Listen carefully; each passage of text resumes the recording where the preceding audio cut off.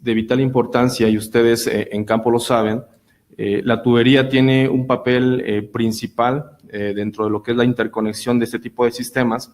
Entonces debemos saber y tomar en cuenta siempre que la tubería pues debe de cumplir con ciertos requerimientos. En este caso se le conoce como tubería ACR. La tubería ACR es de aire acondicionado y refrigeración, ¿sí? Puede ser flexible o puede ser rígida. En el caso de las instalaciones de sistemas BRB, recomendamos que se utilice la tubería rígida. ¿Por qué? Porque es la que menor caída de presión genera, ¿sí? Si el instalador utiliza tubería flexible, bueno, muchas veces, dependiendo del instalador, no utiliza soportes, no deja completamente horizontal la tubería. Entonces todos esos pliegues que quedan a lo largo de la instalación, pues al final del día repercuten en una mayor caída de presión y mayor consumo eléctrico del compresor, ¿ok? Entonces, por favor, siempre nuestra recomendación es utilicen tubería rígida. Va a haber diámetros como el de 1/4 que no es comercial, hablando de tubería rígida. Sin embargo, bueno, en esos tramos podemos utilizar tubería flexible, ¿no? El resto, hasta unas 5/8, que es el diámetro más grande que nos vamos a encontrar en ese tipo de sistemas, pues debe de ser rígida. Tipo L, ¿ok? Cubierta en los extremos, puede venir con nitrógeno o sin nitrógeno. Eso ya depende del instalador y del catálogo de conceptos del cliente al que se le vaya a instalar, si es que así lo pide, ¿ok? Es mucho más cara la nitrogenada, ¿sí? Y bueno, rígida o flexible, pero ya dijimos que recomendamos siempre la tubería rígida. Estas 4 características las cumple esta tubería ACR, que ya es muy comercial. Cualquier casa de refrigeración, si tú compras la tubería y le dices ACR, pues es tubería específica para aire acondicionado o refrigeración. Conceptos clave que debemos siempre tener en mente: la tubería debe estar seca, ¿ok? La tubería debe de estar limpia y por supuesto el sistema o la tubería debe de ser hermética. Seca, ¿por qué? Sabemos que no podemos dejar humedad dentro del sistema y que ésta se mezcle al momento de operar el BRB junto con el refrigerante y el aceite. En el caso de este tipo de sistemas, no tanto por el riesgo de la acidez. Afortunadamente los sistemas BRB que utilizan R410A utilizan un aceite basado en los éteres, que es un aceite polivinil éter. Este tipo de aceites no reacciona o tiene una mínima reacción con la humedad, lo que nos va a garantizar en muchos de los casos pues, que no va a haber acidez, que es lo que al final en muchas instalaciones termina dañando el compresor, ¿ok? Sin embargo, es un aceite que pues tiene una mayor capacidad de absorber humedad, o sea, el nivel es muy higroscópico, al igual que el POE.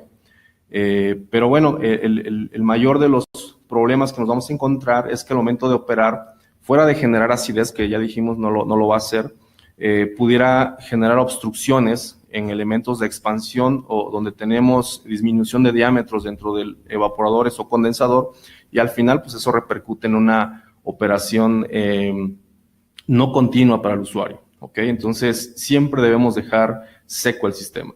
Limpia, bueno, se cumple con el hecho de utilizar tubería ACR, que ya comentábamos, puede venir nitrogenada si así lo desean, o viene con tapones en los extremos, lo cual garantiza que no haya polvos o sólidos dentro de ella, ¿ok? Y finalmente, pues hermética, ¿qué hacemos ahí? Ustedes como instaladores o en campo, lo que hace el supervisor también es validar que esa tubería instalada para el sistema BRB pues tenga una prueba de hermeticidad, ¿ok? Y eso se hace a una presión de diseño de las máquinas y va a garantizar que no existan fugas en el sistema, ¿sí? Hablábamos de qué no está permitido, tubería sin tapones, que creo que ahorita ya en campo yo espero que nadie compre ya ese tipo de tubería. La que obtienes en ferreterías, que no es específica para aire acondicionado, aunque sea tipo L, no tiene los cuidados adecuados. Tuberías que en campo se rompen y se exponen a la presión atmosférica, bueno, también se recomienda cubrirlos para evitar ganar humedad y eso nos facilite más la instalación. y el commissioning, por supuesto. Y como se ve en la imagen de abajo, bueno, de preferencia utilizar medios que te permitan transportar la tubería y que no esté en el piso, ¿sí? Adicional, con esta imagen también lo que recomendamos es, si el técnico o el soldador no termina, ensambla tramos de tubería y no termina de soldar, bueno, hay que cubrir esa tubería para al día siguiente continuar con la instalación. Pueden utilizar los tapones, de hecho es recomendable utilizar los mismos tapones que van con la tubería o lo que comúnmente hace el técnico en campo, ¿no? Utilizar cinta de aislar. Bueno, cualquiera de las dos, al final del día cubren lo que es mantener limpia la tubería. Este tipo de tubería, nosotros hablábamos de instalación con tubería rígida, y bueno, una de las recomendaciones también es cómo soportan la tubería. Siempre en campo buscamos la opción práctica, en algunos casos la más barata inclusive, porque soportes, hay una gama de soportes disponibles con diferentes fabricantes, pero bueno, lo práctico y lo que nosotros recomendamos para fines de ahorro es, si tienes tubería horizontal, ¿qué buscamos con el soporte en la tubería horizontal? Mantener la tubería aislada del contacto de cualquier metal o cualquier material que no sea otro aislante. Y bueno, también en caso de algún movimiento brusco lateral, pues mantener en ese mismo lugar la tubería, ¿ok? Pero permitimos siempre esos cambios, ya sean expansión o contracción de la tubería por el refrigerante cuando ya está trabajando. Entonces, en la tubería horizontal basta con colocar camisas de PVC, ¿sí? En un soporte de unicanal. La varilla puede ser de 3/8, 1/4. La diferencia, aparte del costo, bueno, es que la de 3/8 tiene mayor rigidez que la de 1/4, ¿no? Entonces, eso nos permite hasta cierto punto, pues darle un poquito más de rigidez como tal a la tubería, a la instalación, ¿ok? Entonces, la camisa de PVC se recomienda que sea en una sola pieza, no hay necesidad de cortarla para cuestiones de tubería horizontal. Y en la parte vertical, bueno, el tipo de soporte ya no es como en la horizontal, ya ahí lo que necesitamos garantizar es que la tubería, cuando ya esté trabajando y se llene de refrigerante, ¿ok? No ejerza un esfuerzo en la parte baja, ya si es que hay un codo o un doblez, o en la parte superior que viene de un codo o un doblez, entonces necesitamos garantizar la rigidez en este tipo de soportes, ¿ok? Entonces ya no podemos utilizar PVC y como se ve aquí en la imagen, lo recomendado es que utilicen estas abrazaderas con base de neopreno que se pueden conseguir en las casas de refrigeración. Por supuesto, el costo de esta abrazadera pues es ligeramente superior a una abrazadera convencional, pero bueno, también hay proveedores ya en México que te pueden fabricar de todas las medidas, desde 1/4 hasta 3-4 pulgadas de tubería de cobre, y pues nos permite y asegura el trabajo correcto de la tubería en instalaciones verticales, ¿ok? Entonces, eso es correcto. Y las imágenes que vemos abajo, bueno, hablando de tubería horizontal, si tú cortas el PVC de manera longitudinal, cuando aprietes o cierres la abrazadera, lo que estás haciendo también es comprimir la camisa de PVC y a su vez estás comprimiendo el aislante, ¿ok? El aislamiento tiene una función importantísima dentro de ese tipo de sistemas y es evitar la ganancia de calor o la disipación de calor al contacto con el exterior, ¿ok? Entonces, el aislante debe de mantenerse siempre constante, hablando del espesor, ¿sí? Entonces, vamos a tratar de cumplir con eso.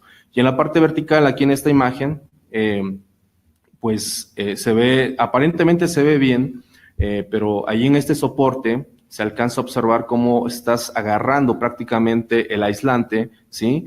Y eso pues está deformando lo que es el espesor del aislante, y tampoco está garantizando que ese tubo no se va a mover de manera vertical. Y la tubería de abajo, que es la tubería de líquido y muy importante en la operación del sistema, pues no se le ve absolutamente ningún soporte. Entonces, vamos a tratar de que en campo esto se cumpla, por favor, para no dejar vicios ocultos al cliente, ¿sí? Al final del día, el cliente no va a decir que el instalador cometió el error, ¿no? Sino va a decir la marca, ¿sí? La etiqueta más grande que ve ahí en la instalación, esa es la que va a tomar en cuenta, ¿sí? Otra recomendación siempre durante el soporte de tuberías es utilizar soportes con una diferencia de alturas. Eso nos permite pues tener una distribución, ya lo comentábamos al inicio, es un sistema troncal. Eso significa que vamos derivando, traemos una tubería principal y vamos derivando con las RefNets.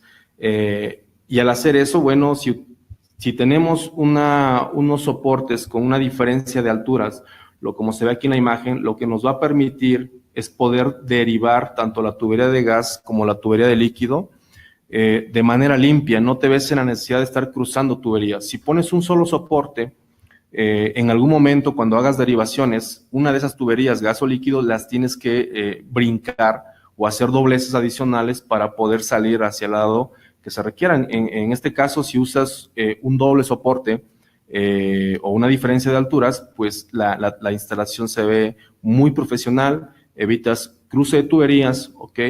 Y para llegar a los evaporadores, pues prácticamente lo que haces es te ajustas con las alturas de cómo bajas y con eso pues te conectas exactamente al evaporador. Entonces, esto habla mucho de una buena instalación y es lo que nosotros esperamos cuando instalen un sistema BRB, ¿sí? Son las recomendaciones. Hay muchas formas de poder hacer o de generar esa diferencia. Aquí en estas imágenes se ven, porque no hay un plafón. Muchas veces en campo lo que nos limita es el espacio que tienes en el plafón, por eso a veces utilizamos un solo soporte.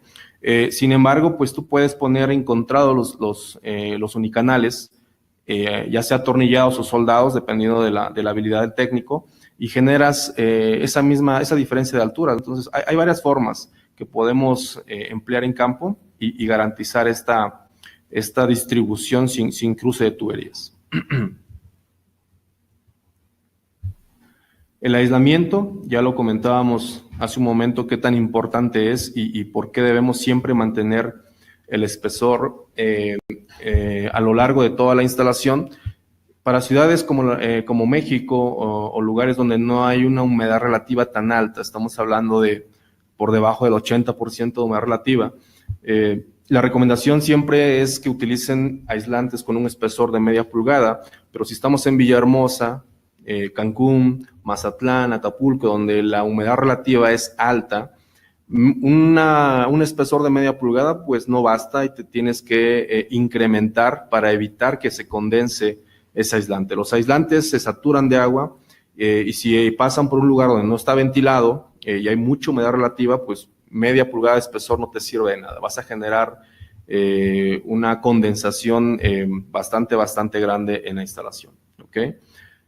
Para nuestro caso, hablando del BRB, si nosotros instalamos tanto la tubería de líquido como gas forradas con un mismo aislante, como se ve en esta primera imagen, eso para nosotros está incorrecto. Primer punto, pues porque es un sistema bomba de calor y si metes la calefacción en lugares donde se requiera, pues vas a tener una diferencia muy grande de temperaturas y vas a afectar la operación del sistema BRB. Entonces, esta condición no se debe hacer bajo ninguna circunstancia, ¿ok?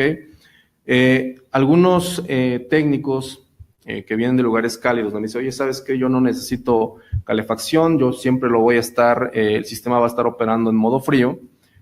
Voy a hacer lo mismo que hacemos con otro tipo de sistemas, ¿no? Sistemas divididos, donde la tubería de líquido regularmente no se aísla, ¿sí? Y solamente aislamos la tubería de gas. Esta condición tampoco está permitida dentro de ese tipo de sistemas. ¿Por qué? La línea de líquido, cuando sale del condensador, pasa por un subenfriador o subcooler, como ustedes lo quieran llamar, lo cual pues nos da esa eficiencia en la máquina y nos permite poder garantizar que a 165 metros, hablando del evaporador más lejano, la calidad del refrigerante va a ser 100% líquido, ¿sí? Que por fricción, que por cuestiones de caída de presión, pues vas a tener un flash gas que se esté generando, pues eso lo evitamos precisamente con ese subcooler. Entonces, si hay un subcooler, hay un subenfriamiento, por debajo de la temperatura ambiente en todos los sistemas BRB, necesitamos forrar la tubería de líquido, ¿ok? Uses o no uses la calefacción.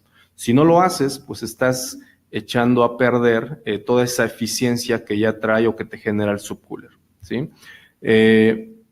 Y finalmente, bueno, la única manera en la cual aceptamos el forro de las tuberías es la tubería de líquido forrada de manera independiente y la tubería de gas forrada de manera independiente, ¿ok? Y esto va a aplicar también para sistemas Heat Recovery, va a aplicar para sistemas solo frío, que es otra modalidad que tenemos ya. Entonces, es gas y líquido forrados de manera individual y por separado, ¿ok? Durante la instalación, un proceso crítico para lo que es la instalación del BRB o el acoplamiento de tuberías, pues es el proceso de soldadura o conocido como bracing. ¿Por qué? Bracing, pues, es un proceso en el cual unimos metales utilizando una aleación como relleno sin fundir los materiales, ¿ok? Esto es muy común ahorita en campo, lo utilizan los instaladores, una mezcla de gases de oxígeno acetileno que nos generan esa intensidad adecuada para poder soldar de manera muy práctica. Adicional a eso, bueno, si el cliente te pide una certificación, pues tienes que acreditarte, ya sea con la marca o con alguna entidad que te dé pues dicha acreditación como soldador en bracing, ¿ok? Equipo de seguridad, por supuesto, es un proceso con flama abierta. Entonces, el uso del equipo de seguridad es importante. Bueno, aquí en México, lamentablemente, no todos los técnicos están acostumbrados a utilizarlo. De repente, cuando vienen a los cursos, a este nivel de entrenamientos, pues les das gafas, les das guantes y resulta que no pueden trabajar. Entonces, es algo cultural que tenemos que implementar y no dejar de lado. ¿Por qué? Porque es seguridad para todos, ¿ok? Entonces, gafas para soldar, 3 o 5 sombras es lo que recomendamos. Guantes de carnaza, si tienes, no sé, una camisola o pantalones de algodón, excelente, ¿ok? Para evitar accidentes. Muchos dirán, bueno, pues yo llevo 20 años y nunca me ha pasado nada, pero el accidente no avisa, pero sí te cambia la vida cuando pasa algo, ¿ok? ¿Qué tipo de material utilizamos como relleno? Bueno, es una aleación cobre-fósforo, o el famoso fosco que ustedes conocen a nivel comercial. No se requiere plata, ¿sí? Para este tipo de sistemas, la unión es cobre a cobre. Las tuberías en el condensador, las RevNets son tuberías de cobre, entonces no necesitamos una aleación de plata. ¿De qué depende esto? Pues de qué tipo de boquilla vas a utilizar, la intensidad de la flama y de la habilidad del técnico, por supuesto, ¿ok? Sabemos y a muchos les gusta utilizar un porcentaje de plata elevado. ¿Por qué? Porque no requieres tanto calor. Sin embargo, si tú haces un balance de cuánto cuesta la soldadura 0% plata con una de 10, 15, 20%, bueno, la diferencia es tremenda. Entonces, al final del día lo que buscamos siempre es economizar, ¿ok? Sin embargo, si en el catálogo de conceptos el cliente te especifica que tienes que utilizar una aleación de una barra de soldadura con 15% de plata, pues la tienes que incluir, ¿ok? Pero no es un requerimiento para ese tipo de sistemas. Las soldaduras son cobre a cobre. ¿Qué vamos a utilizar? ¿Qué herramientas se requieren? Pues ya lo comentábamos, un tanque de acetileno, un tanque de oxígeno. De este tipo de herramientas, bueno, existen portátiles, existen equipos grandes que son muy pesados y difíciles de arrastrar en campo o de manipular en campo. Un extintor, eso es ya una regla de oro para los instaladores por seguridad, ¿ok? Mangueras de longitud adecuada al trabajo que vayan a hacer. Hay técnicos o instaladores que traen mangueras de 20, 30, 40 metros, dependiendo qué es lo que vaya a hacer y en dónde lo vaya a hacer, ¿ok?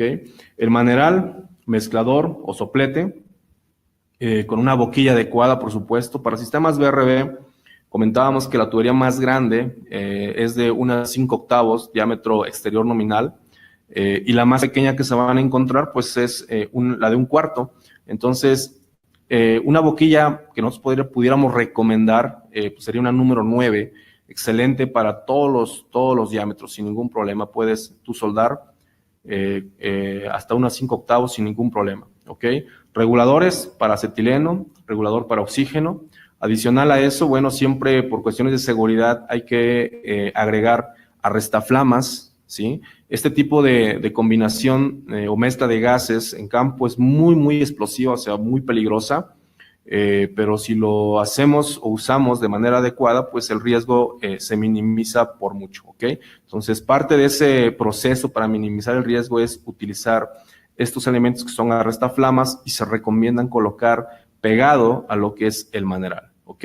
Si hay un retroceso de flama en campo, pues la flama se queda aquí en este elemento, ¿sí? Adicional, es recomendable que coloquen válvulas check.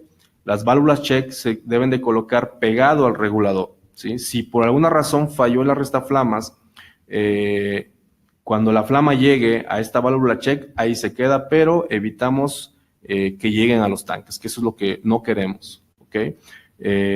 ¿Cómo encendemos ese equipo? Bueno, tiene que ser con un encendedor de chispa. No es válido usar encendedores, cerillos, cigarros. Eso está, pues pone en riesgo a los técnicos y a la gente que está a su alrededor. Entonces, el único elemento es un encendedor de chispa, ¿ok? Y el equipo de seguridad que ya comentábamos, ¿no?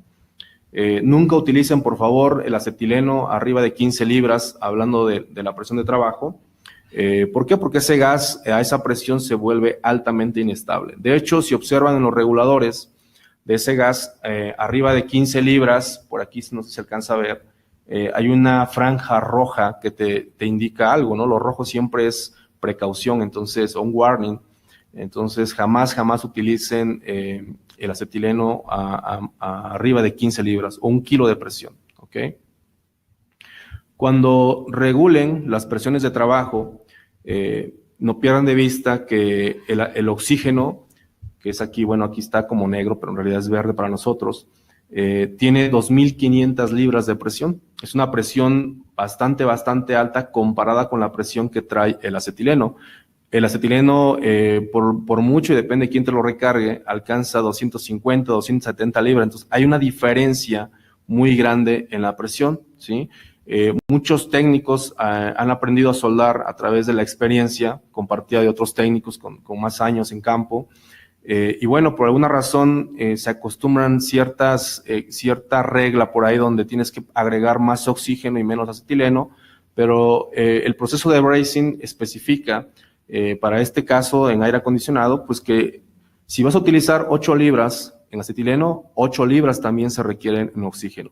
Si vas a utilizar 9 libras en acetileno, 9 libras necesitas en oxígeno, ¿ok? Máximo 10 y 10 para el proceso de BRB. No se requiere una mayor presión porque al final la mezcla de estos gases y la flama que necesitamos para soldar, pues la hacemos aquí, ¿no? Donde está el maneral. Entonces, no requerimos bajo ninguna circunstancia tener una mayor presión en un gas que en otro. Siempre debe ser 50 y 50 de ambos gases, ¿ok? Y con eso puedes trabajar. Si la boquilla es la adecuada, no vas a tener problemas al momento de soldar, ¿ok? ¿Qué tipo de flamas se recomiendan? Bueno, hay una flama, si tú abres un poco más la válvula de acetileno, pues obtienes una flama media amarilla por ahí que se llama flama carburante. Eso significa que tienes demasiado combustible, demasiado acetileno, y esa flama no nos sirve para soldar cobre a cobre, ¿ok? Esa flama por aquí dice, sirve para soldar juntas de acero por la diferencia de temperatura en los materiales, ¿ok? Cuando tú haces un balance entre acetileno y oxígeno, podemos obtener esta flama que está aquí, que es la flama neutra, y esa es la adecuada para soldar cobre a cobre, y es la que nosotros recomendamos. Si tú sigues abriendo la válvula de oxígeno, pues vas a obtener una flama oxidante, la cual pues definitivamente no nos sirve de nada. Y es muy típica porque se escucha muy fuerte por la presión del oxígeno, y te das cuenta cuando tienes una flama ligeramente oxidante o oxidante completamente. Entonces, flama neutra es la correcta para soldar, hacer bracing en este tipo de sistemas. ¿Ok? Temperaturas de la tubería, bueno, dentro del proceso sabemos que el material de relleno o aporte, en este caso fósforo cobre, esa barra de soldadura se debe de derretir al contacto con la tubería. ¿Sí? Entonces, en campo no nos ponemos a medir, no hacemos una medición de qué temperatura tiene mi tubo. Lo que hacemos es ver los colores que va tomando la tubería conforme vamos calentando o agregando calor. Y en este caso, la primera imagen, si tu tubería está en un color negro, rojizo, más o menos, esa temperatura no es la correcta. Si tú tratas de poner la barra o no hace nada, no se adhiere o se pega completamente en la tubería y no la puedes despegar, ¿ok? Entonces, esa no es la temperatura adecuada. La temperatura adecuada es, bueno, por otro lado, si tú agregas demasiado calor, lo que vas a obtener es esto, un color naranja, y es lo que no queremos en una soldadura cobre a cobre. ¿Por qué? Porque cuando obtienes este color, estás más o menos alcanzando los 1000 grados centígrados y el cobre se funde a 1083, ¿ok? Entonces, por eso a muchos en campo, cuando se pone muy naranja y no toman esa precaución, perforan la tubería, se deshace, y bueno, hay que hacer todo un proceso de cortes y volver a hacer la unión, ¿ok? Entonces, esa tampoco es correcta. Y la temperatura adecuada es la de y medio, que vemos aquí en la presentación. Color rojo me está indicando que tengo entre 600 y 780 grados centígrados, con lo cual, pues, al poner en contacto la barra de soldadura, pues se va a fundir al 100% sin necesidad de tener el soplete ahí. Entonces, esa es la temperatura correcta para bracing, ¿sí? Algo importantísimo dentro de los sistemas BRB y que cada marca, bueno, en este caso Daikin, te exige dentro de la instalación es que todo el proceso de soldadura se realice con una atmósfera de nitrógeno, ¿ok? ¿Qué hace el nitrógeno? ¿Qué función tiene el nitrógeno? Pues toda esa capa de óxido que se genera en la superficie externa e interna de la tubería cuando no usamos nitrógeno es por la reacción que tenemos con el oxígeno. Entonces, ¿qué requerimos? Desplazar el oxígeno en el interior de la tubería utilizando nitrógeno, ¿ok? Y con eso lo que vamos a hacer es evitar esa oxidación, y en el caso de este tipo de sistemas, esa es una de las causas por las cuales si el supervisor en obra hace una auditoría de soldadura y encuentra que no soldaste con nitrógeno, esa es una causa o una de las principales causas que elimina la garantía de un equipo. ¿Okay? ¿Por qué? Porque ese óxido, ¿dónde termina? Termina en los compresores, termina en las válvulas, la operación no constante del sistema, eso puede llegar a quemar un compresor. ¿Okay? A estas alturas y con ese tipo de sistemas tan eficientes, nada baratos por supuesto, pues lo que menos quiere el cliente es quedarse sin un compresor, ¿sí? Esa condición de, oye, ¿qué hago si se me quema un compresor? Es algo que los técnicos ya deben de quitarse de la mente. ¿Por qué? Porque hay buenas prácticas de instalación, tanto en aire acondicionado como en refrigeración. Entonces, con eso garantizamos la continuidad en la operación de un sistema y nos quitamos de la mente compresores quemados, ¿no? Que al final todo lo piden como garantía, pero muchas veces o el 90% de estas fallas se derivan de una mala instalación, ¿ok? Bueno, aquí en esta imagen lo que estamos viendo es cómo conectamos el tanque de nitrógeno. Siempre que hagamos esta operación, por favor, los técnicos, yo los he visto en campo muchas veces, no están acostumbrados a usar regulador para el tanque de nitrógeno, y hemos visto cómo el no hacerlo ha causado una cantidad de accidentes, desde leves hasta muy graves. Entonces no queremos eso, ¿ok? Recuerden lo que les dije al inicio de esto, ¿no? Un accidente o cualquier accidente te cambia completamente la vida.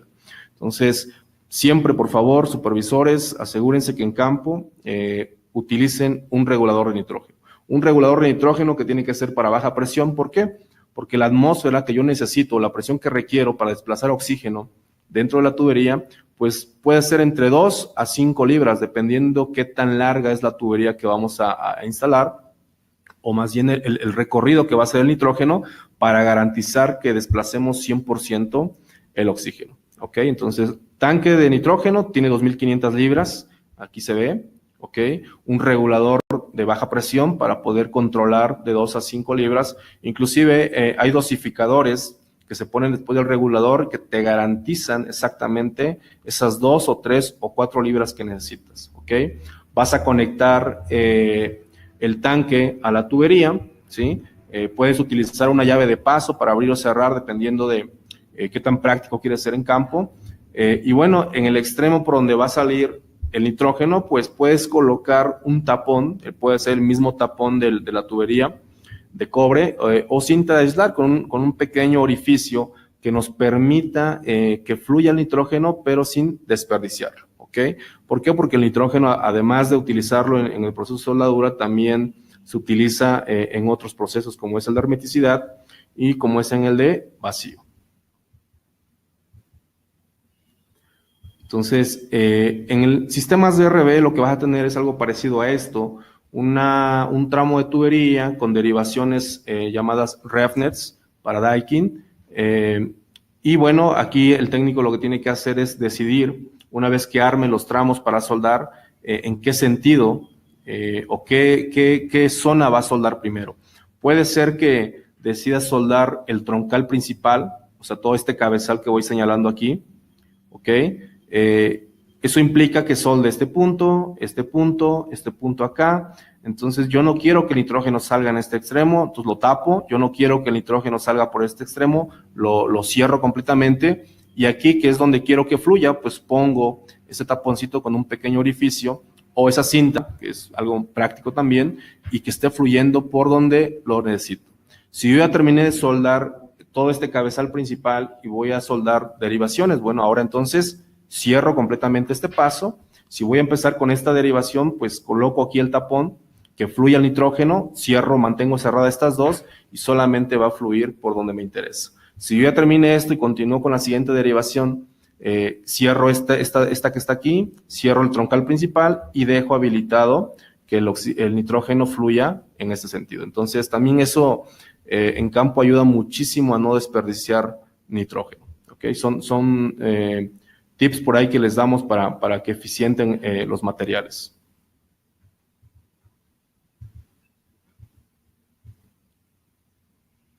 Y bueno, yo hace rato les comentaba, auditoría de soldadura. ¿Qué es la auditoría de soldadura? Es un proceso que es responsabilidad de los supervisores de obra que están a cargo del proyecto. Entonces, la finalidad es que una vez que el técnico haya ensamblado y soldado X cantidad de tubería, bueno, el supervisor llega a campo, le pide bajar 2 o 3 soldaduras, ¿okay? de diámetros diferentes, se hacen cortes, es una prueba destructiva, y se valida. En el interior de la tubería se debe ver como está aquí en las imágenes, un acabado limpio completamente, inclusive dependiendo de la intensidad de la flama, a veces queda un acabado espejo, no hay absolutamente oxidación dentro de la tubería y eso está correcto, ¿ok?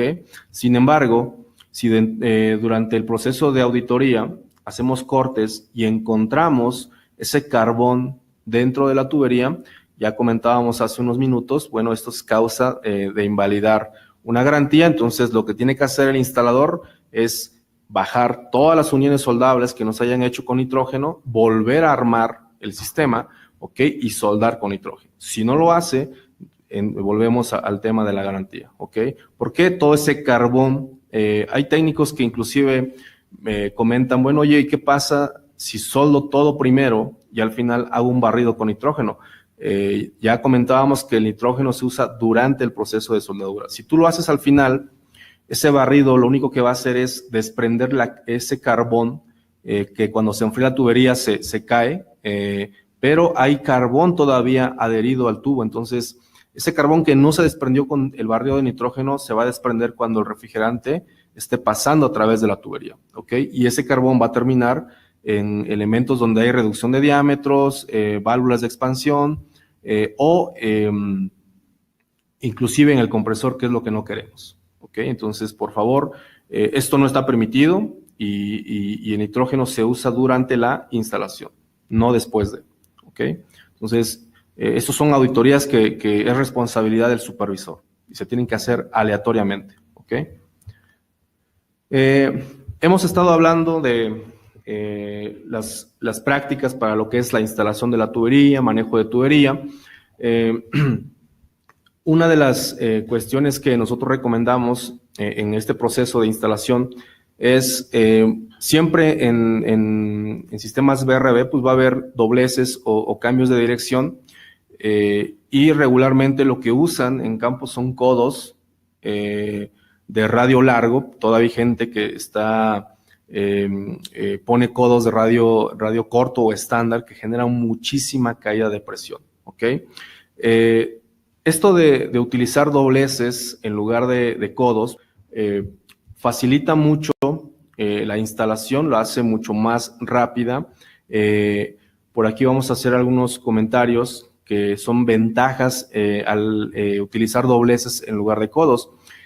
Adicional a todo esto, ahorita lo comentamos, aquí vemos las herramientas que se utilizan. Tenemos dobladores manuales, el doblador convencional al cual estamos acostumbrados, ¿ok? Que puede ser para tubería rígida o tubería flexible. Sin embargo, bueno, si tú utilizas este tipo de dobladores y quieres doblar, no sé, 3/4, 7/8, pues es complicadísimo hacerlo en campo, ¿ok? Está este otro doblador mucho más pequeño, vienen hasta 7/8, eso nos facilita mucho la instalación en campo.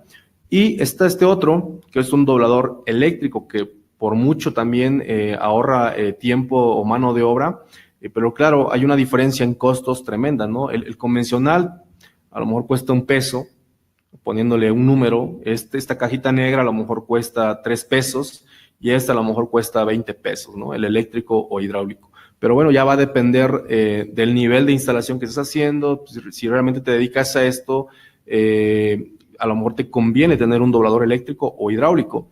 Entonces, en verdad que disminuyes mucho el tiempo en mano de obra para la instalación, ¿ok? Hablamos de la tubería rígida, ¿ok? De sustituir los codos de radio largo, y esa la ventaja que nos trae es, primero, una menor caída de presión, o sea, disminuimos el esfuerzo del compresor. Recuerden que aunque el sistema te diga que tiene 165 metros, y al igual que cualquier otro sistema que se interconecte con tubería, los fabricantes siempre te especificamos cuál es la longitud máxima que puede haber entre un sistema y otro, una condensadora y un evaporador. Sin embargo, te comentamos también que entre más tubería tú le pongas a un sistema, pues mayor caída de presión tenemos, ¿ok? Entonces, parte de este proceso es ayudar al equipo a disminuir esa caída de presión o ese esfuerzo que tiene el compresor. Entonces, recomendamos utilizar dobleces, aunque los compresores son con variador de frecuencia o inverters, como se conocen actualmente, esos compresores se ajustan automáticamente, entonces a esta caída de presión que se genera. Sin embargo, bueno, el hecho de ajustarse, pues te genera un mayor consumo eléctrico, y el cliente pues compra un sistema de volumen variable de refrigerante para obtener un menor consumo eléctrico. Y si tú en la instalación pones codos de radio corto o de estándar, usas tubería flexible, pues de nada sirve que el cliente haya comprado una máquina tan eficiente. ¿Por qué? Porque le estás generando un esfuerzo tremendo al trabajo del compresor, ¿ok? Entonces, disminuimos la caída de presión, eliminas el comprar accesorios, ya no tienes que comprar codos. Si puedes doblar la tubería, perfecto. Si no me equivoco, en campo podemos obtener dobladores de los convencionales, que ahorita vamos a ver, hasta 1/8. Si tú adquieres un doblador eléctrico, pues ese doblador te va a doblar hasta tuberías de 2 o 3 pulgadas sin ningún problema. Entonces, ahí no compras ya para nada accesorios. Pero si tienes un doblador convencional o comercial, puedes obtener dobleces en tuberías de hasta 1/8 sin ningún problema, ¿ok? Disminuyes el riesgo de fugas. ¿Por qué? Porque estás eliminando 2 puntos de soldadura. Cuando pones un codo, soldas en 2 puntos, y eso también, dependiendo de la habilidad del técnico soldador, pues son riesgos de fuga refrigerante. Entonces, las estamos disminuyendo, ¿sí? Disminuyes el uso de soldadura, por supuesto, al no tener ya 2 puntos soldables, también disminuyes el gasto por soldadura, ¿sí? Y bueno, al tener dobleces, algo que no comenté hace rato cuando hablamos del aislante, pero sí les dije que el espesor del aislante debe mantenerse siempre constante, ya sea media pulgada, 3/4, 1 pulgada. En los cortes, en los cambios de dirección, perdón, si usas codos de rayo largo, tienes que hacer cortes en el aislante para que no se comprima en la parte interna. Si usas dobleces, esa condición se elimina, ¿ok? Si ven aquí, en la foto esta que estoy señalando, vean cómo el aislante lo pasas a través de un doblez y no se genera ninguna compresión en la parte interna, entonces ya no te ves en la necesidad de estar haciendo cortes y garantizas que el espesor del aislante se mantiene constante a lo largo de la instalación. Vemos en la foto que está del lado izquierdo la comparativa del por qué generamos un menor esfuerzo o caída de presión en el compresor. Este es un radio, es un codo, perdón, de radio estándar, 90 grados, genera muchísima caída de presión. El que usan regularmente debe ser este, de radio largo, ¿ok? Se ve un poquito más extendida el radio, pero compárenlo con un doblez. El radio es completamente mucho mayor y eso permite un menor esfuerzo al compresor para empujar o bombear ese refrigerante a través de tuberías, ¿ok? Entonces, es muy práctico. Aquí la recomendación es, como hemos platicado de usar tubería rígida, bueno, hay que facilitar el doblez. Entonces, ¿cómo lo hacemos? Podemos precalentar la tubería, ¿ok? Si precalientas la tubería, lo que vas a hacer es quitarle esa rigidez al tubo, no le pasa absolutamente nada a la pared, porque muchos a veces tienen esa incertidumbre de, bueno, pierde propiedades el cobre, se puede romper, no, absolutamente no le pasa nada. Una vez que precalientas, pues yo recomendaría utilizar este doblador, que es un doblador manual muy compacto, que te permite doblar. Una vez que ya calentaste la tubería, ¿ok? Te permite obtener en un espacio muy reducido, comparado con el doblador de palanca, el de tijera, pues algo mucho más fácil de hacer sin tanto espacio, con una sola mano inclusive, no necesitas más, y este doblador es muy práctico, ¿ok? Este todavía es manual. Ahorita ya los fabricantes de herramienta pues han desarrollado productos muy parecidos a este, pero con un cilindro hidráulico, que todavía hace mucho más fácil el doblez en una tubería, ¿ok? Entonces vean cómo se ve el tubo, se dobla sin ningún problema, precalientas, no hay que ponerlo al rojo vivo, simplemente romper la rigidez, y esto lo doblas con la tubería arriba en el soporte, ¿ok? Y no pierdas de vista lo que te comento ahí, ¿no? Este proceso debe hacerse siempre con una atmósfera de nitrógeno, ¿ok? Otro proceso adicional a los que ya vimos, soldadura, doblez, es la expansión de tubería. Lo mismo que el doblez, si tú expandes tubería, lo que estás haciendo es eliminar la compra de accesorios como son coples, ¿ok? Y bueno, las herramientas que utilizamos ya son muy prácticas y muy comunes.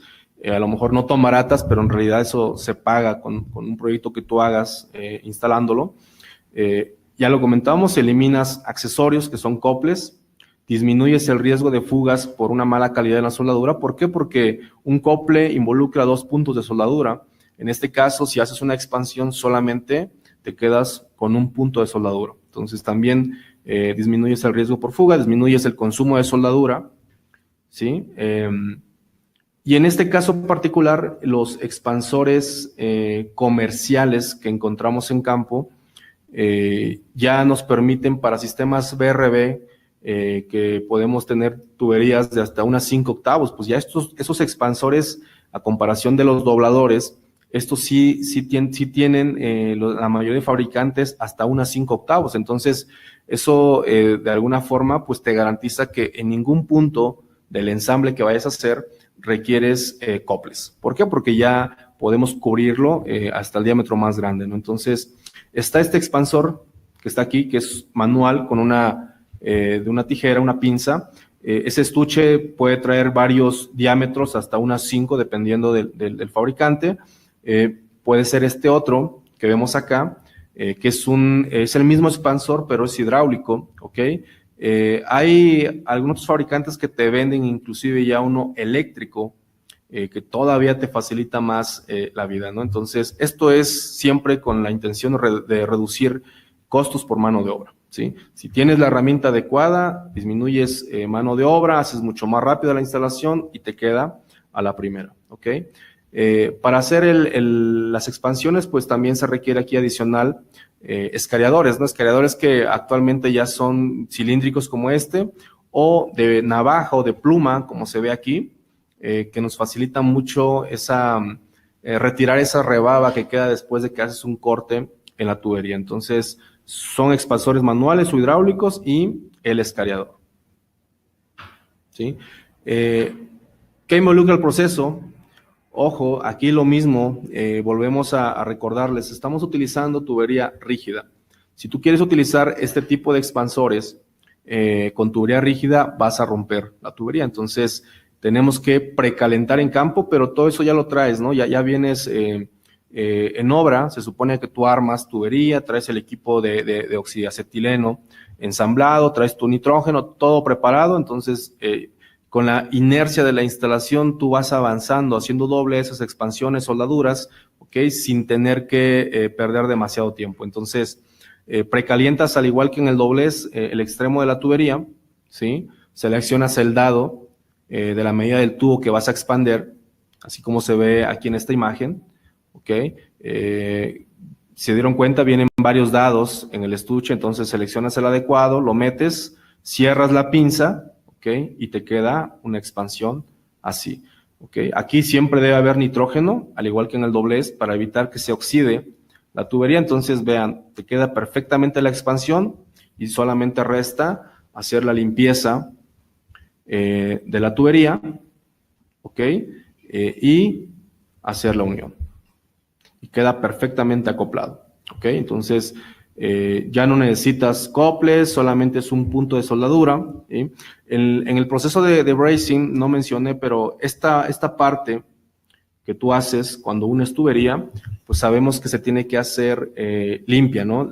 La tubería viene tapada, viene cubierta en los extremos y eso nos garantiza la limpieza interna, pero en la parte exterior siempre es necesario limpiar para retirar grasas, polvo que se adhiere en obra, ¿ok? Muchos utilizan lija, algún tipo de lija, sin embargo, prueben utilizando la fibra la verde, que es para los trastes.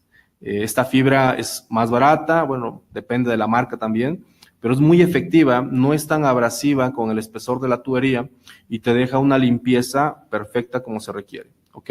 Si tú no limpias la tubería, cuando vas a soldar, todo ese polvo o esa grasa que viene en el tubo, ¿ok? Va a impedir que la soldadura penetre correctamente, y lo que hace la soldadura cuando se encuentra con ese tipo de sustancias, bordea y te queda una soldadura porosa. Entonces es muy importante que ustedes hagan siempre limpieza en este tipo de uniones, ¿ok?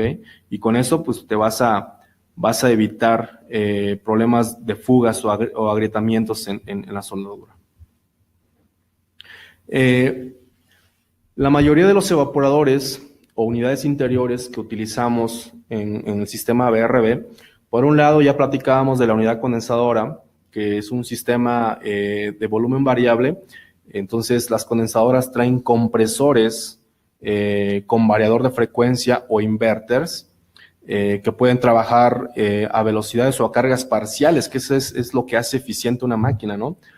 Por la condición de los perfiles de carga térmica que tenemos en los diferentes edificios. Entonces, en los evaporadores también traemos ventiladores de velocidad variable, en algunos modelos, los más recientes, que nos permiten complementar esa eficiencia o mantener esa eficiencia dentro de la operación, adicional a válvulas electrónicas de expansión, que eso en este tipo de productos pues es clave para mantener su eficiencia, ¿ok? Entonces, estas unidades interiores, el 98% de ellas, dependiendo del tipo que ustedes seleccionen para el proyecto o que se encuentren en una instalación, la conexión se hace a la tubería con conexiones flare o abocinadas o cónicas, algunos llaman cónicas. Entonces, este proceso para nosotros es también muy importante, porque si no haces una conexión o un flare adecuado, el riesgo por fuga de refrigerante, por agrietamiento en la conexión es alto y puedes tener, después de una semana de operación o días de operación, pues una escasez de gas. Ese gas se va a la atmósfera. Nosotros como técnicos ya sabemos que no debemos tirar refrigerante al exterior. Entonces, es muy importante este procedimiento para nosotros, ¿ok? Repito, el 98% de los evaporadores que manejamos para este sistema BRB, su conexión es flare o cónica, ¿ok? ¿Qué herramientas vamos a utilizar para este proceso? Todas las unidades evaporadoras que utilizamos tienen en el lado de líquido o en el lado de gas conexiones de 5 octavos o menos. Ok, entonces eso cumple con el 98% de las máquinas. Y bueno, ¿qué herramienta utilizamos? Es importante un cortatubos. Creo que ya nadie usa arco con cegueta, eso ya se quedó en el pasado, quiero pensarlo. Una lima, escariadores para quitar toda esa rebaba que se genera después del corte. Esta herramienta ya no es el juego flare o de ensanchamiento convencional. Agarrarla de manera muy práctica sin tanto esfuerzo. Aquí también traemos un torque. Eso significa que cuando tú aprietes hacia la tubería o hagas esfuerzo hacia la tubería, ese torque te va a indicar en qué momento llegaste al acabado adecuado de la campana. ¿Okay? Entonces, esta es la herramienta que tienen que utilizar. Adicional a eso, hay calibradores. Una vez que tú hiciste la campana, tienes que validar a través de esos orificios, 6.4 milímetros, un cuarto, 3 octavos, media pulgada, 12.7 milímetros, 15.9 son 5 octavos. Entonces, tienes que validar el ancho de la campana, ¿sí? Ya es garantía el hecho de utilizar esta herramienta porque la campana te queda perfectamente elaborada, sin tanto esfuerzo. Sin embargo, siempre hay que validarlo y para eso es este gauge, ¿no? Este calibrador. Entonces, eso ya te lo venden los fabricantes de herramienta, ¿sí? Una vez que hiciste la campana, pusiste la tuerca cónica, acoplaste, la forma de apretar es haciéndolo con llaves con torque, como se ve aquí. Estas llaves, por ejemplo, ya te las venden para las diferentes medidas de tuercas con el torque adecuado que requieres. Entonces, las puedes comprar así o hay fabricantes que te ofrecen este kit que vemos acá, donde traes un maneral, ¿ok? Con escalas en el tambor y escalas aquí en la barra principal y medidas diferentes que se adaptan inclusive hasta desde un mini split con R410 hasta sistemas BRB. Entonces, a lo mejor este es el que más conviene, ¿no? Porque trae todas las medidas. O a menos que quieras comprar estas, es válido. Cualquiera de las dos es válido, ¿ok? Pero es la forma de apretar las tuercas. No hay otra. Tienes que usar un torquímetro. Cortas el tubo, es el proceso, ¿ok? Los cortatubos, bueno, hay diferentes marcas, unos más buenos que otros, pero bueno, eso depende mucho del cuidado del técnico. A veces puedes comprar herramienta buena, pero si el técnico no tiene el cuidado, pues esa herramienta no dura, ¿no? O se pierde. Una vez que cortas la tubería, ve cómo aquí en el borde te queda esta rebaba, ¿sí? Entonces, eso es lo que tenemos que eliminar. No puede haber excesos o virutas generadas de un corte de tubería. ¿Por qué? Porque al final del día, ahorita vamos a verlo más adelante, esa viruta se incrusta en la cara de la campana o del flare, entonces eso genera un mal acabado en este proceso y eso no lo queremos. Si eso pasa, el acoplamiento que vas a tener al conector del evaporador pues no va a ser al 100% y el riesgo de que tengas fuga es alto, ¿ok? Puedes utilizar este escariador que ven aquí es de navaja. Entonces, es algo muy, muy práctico ya actualmente. Lo puedes conseguir con cualquier fabricante de herramienta. Esas navajas son intercambiables. Eso, de alguna forma, te facilita el hecho de, si ya no corta, pues cambias, compras un repuesto y listo, ¿ok? Pero la idea es siempre escariar la tubería, quitar ese exceso en la rebaba. Una vez que se quitan las rebabas, bueno, es una regla de oro, ¿no? No olvides colocar la tuerca antes de hacer el abocinado, ¿no? Aquí no nos ha pasado, pero bueno. Aquí en la base de la herramienta flare, esta laminita que está aquí, es un tope, el cual para R410A y dependiendo del fabricante, lo que sale cuando tú colocas el tubo con respecto a la base es importante. Puede ir de 0 a 0.5 milímetros lo que sale de la tubería de la base. Entonces, algunos fabricantes ya te venden guías, algunos otros no tienen ninguna guía. Esta en particular trae esta guía metálica que dependiendo del diámetro al cual vayas a hacer flare, lo pones ahí en ese diámetro, la tubería topa o pega aquí, ¿ok? Y esa es la altura adecuada para que pueda hacer la campana sin ningún problema, ¿ok? Vean, aquí está la imagen.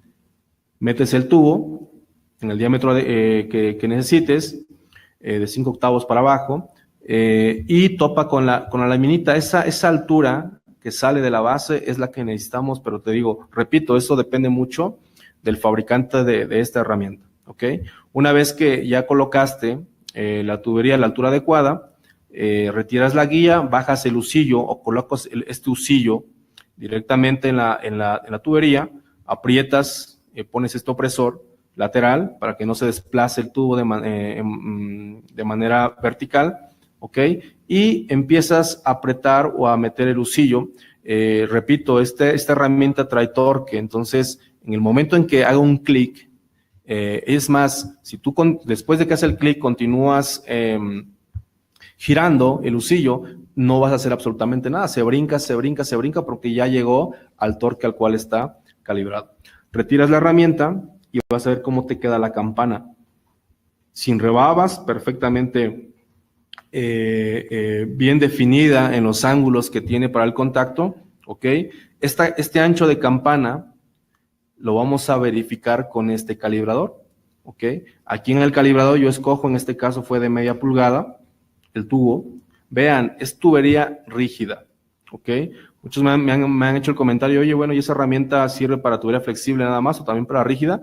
Aquí lo estamos haciendo directamente a tubería rígida y no hay ningún requerimiento especial, ¿ok? Validas la campana. La campana, estos huecos que ven aquí de ese calibrador tienen una ceja interna, lo cual nos permite poder determinar si la campana no entra en ese orificio, significa que la campana está muy grande. Eso también quiere decir que dejaste una altura muy sobrada del tubo con respecto a la base de la herramienta flare. Si la campana entra y topa con la ceja de ese calibrador, significa que la campana entonces está correcta en el tamaño adecuado. Si la campana pasa por el orificio completamente, significa que la campana está pequeña. Entonces, eso no lo queremos. Pero realmente la herramienta como tal te facilita mucho el trabajo. Alguien que no ha hecho un flare jamás, alguien que se está incorporando como auxiliar técnico, usando esta herramienta, la verdad no hay forma de equivocarse. Tiene muchas guías la herramienta, indicadores, y facilita muchísimo el trabajo en campo, ¿ok? Acabados incorrectos, ya dijimos, hablando de las rebabas que no deben de existir después de un corte. Todas esas imperfecciones en el interior de la cara o deformaciones, tampoco, eso te puede causar fugas de refrigerante, ¿ok? Deformaciones, mucho menos, muy pequeño o muy grande, eso no es lo adecuado, para eso es la herramienta específica. Entonces, con eso evitamos básicamente todo esto, ¿ok? Una vez que ya tienes la campana, haces el acoplamiento, vean aquí el conector con la campana, ¿ok? Pones la tuerca. La tuerca físicamente en campo tiene que entrar con la mano. Tú la giras con la mano de manera libre hasta que tope, ¿ok? Una vez que tope, el movimiento angular de la herramienta o del torque va a estar entre 30 y 90 grados, dependiendo del diámetro de la tubería, ¿ok? Repito, si compraste una llave que ya viene calibrada, esa llave, por ejemplo, para media pulgada, aquí en la tablita superior derecha, dice que puede estar calibrada entre 4.950 y 6.030 newtons centímetro, ¿ok? Entonces, en ese rango viene ya precalibrada esta herramienta, ¿ok? Si compras el juego o el estuche que veíamos que trae este manual para calibrar y trae las llaves intercambiables, bueno, pues entonces para eso te sirve esa tablita, ¿ok? Dependiendo del diámetro de la tubería que vas a apretar, tú seleccionas el rango que necesitas entre estos valores y con esto basta y sobra para garantizar que la máquina está hermética y que no vas a regresar a reapretar o cosas de esas, ¿no? Que suceden cuando usamos llaves ajustables o llaves mixtas, ¿ok?